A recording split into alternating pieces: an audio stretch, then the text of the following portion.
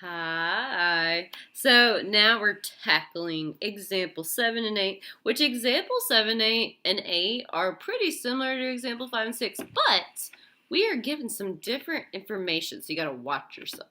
Watch it. All right, so it says given the center, given the center and the point on the circle, write the equation of a circle in standard form. So in the last example, we were given the center and the radius. So now we're doing the same thing. We're trying to build standard form, which don't forget the values that we need to do that are the h, k, and the radius, which in example 5 and 6, they gave us the h, k, our center point, and our radius. So it wasn't too bad. This time, though, something's missing. So they've given us our center point, but we don't have a radius. But we have some new information. We're given a point on the circle. So that's going to help us to find the radius. So then, when I have the center and the radius, it will turn into the problems that we just did. So hold your horses. Let's get started. All right. So, in order to solve for the radius, I'm going to use these values to help fill in my standard form. Okay, so the point on the circle represents the x and the y in my equation in standard form, and the center represents the h and the k. So if I fill in values for the x and the y and the h and the k, it will help me find the radius, which then in my final form, I will leave the x and the y alone. Don't forget, we don't fill in those values unless they're helping us to find something else, which they will help us to find the radius. But in our final equation, we will not fill in anything for the x and the y, and we will simply slide in our center point and our radius value after we solve. All right, so let's get going. So my center point represents the h and the k in my standard form, and the point is going to represent the x and the y in my standard form. Okay, so I'm going to kind of zoom out so we can see the standard form at the same time just for a second. I promise I'll zoom back in. Let me get all this other stuff out of the way so you guys don't see my mess. But anyways, I'm going to zoom out just so we can see this equation to help us fill it in. Alright, so I'm going to fill in values for the x, y, and the h and the k. Alrighty, so let's get going. Okay. So I'm going to write here, I promise I'll zoom back in down here as soon as I'm done, which I'll try to zoom out even further so you guys can see. Okay, so let me set up my equation, which I'm going to write small because I'm trying to save space. You know, I'm trying to save the planet one step at a time. If I can, we'll see.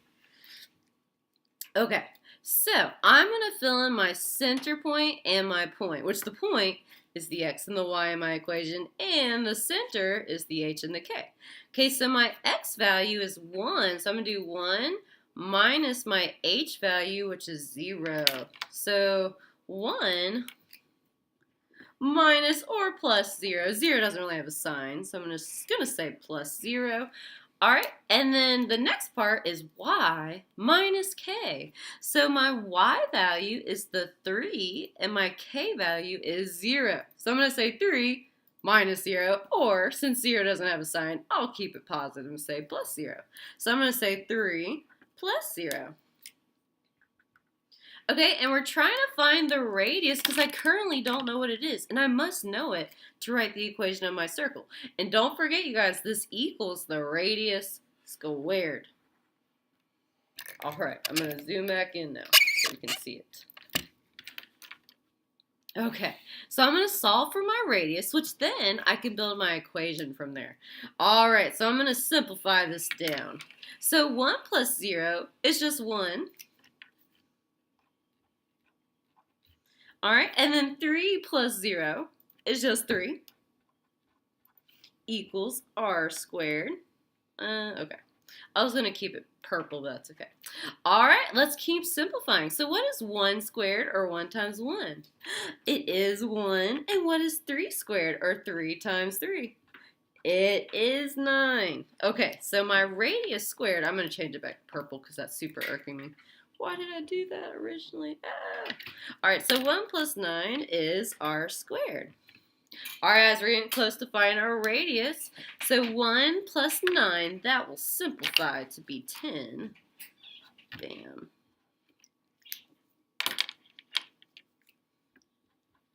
So 10 equals my radius squared.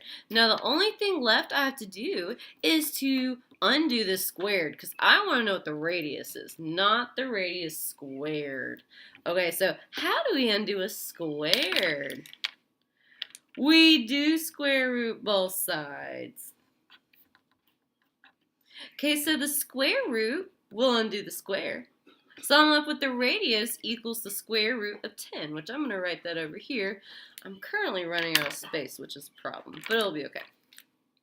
So r equals the square root of 10.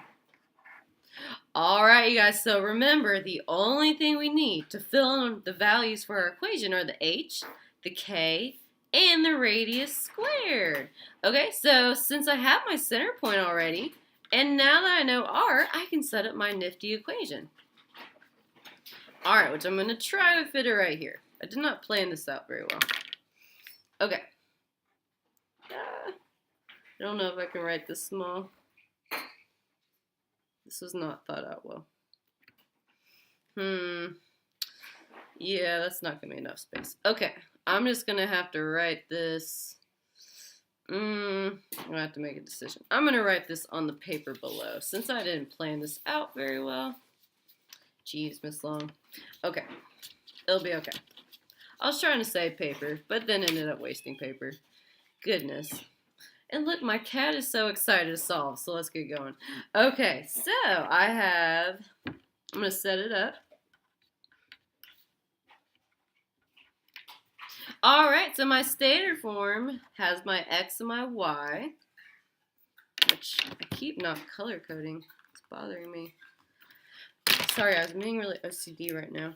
So I have x and y in my green. Okay, so remember, we don't fill in x and y values. We just leave them as x and y. We only filled in x and y up here because it was helping us define the epic radius. Okay, so I'm going to leave that as x and y. Okay, then I'm going to fill in my center point, which my h and my k value are 0. So technically in my formula, if I slide this down, it's x minus h and y minus k. But since 0 doesn't have a sign, and since we like to keep things positive, I'm going to say plus 0, plus 0. Alright, because my h and my k are 0. And then this will equal the radius value squared. So it'll be root 10 squared.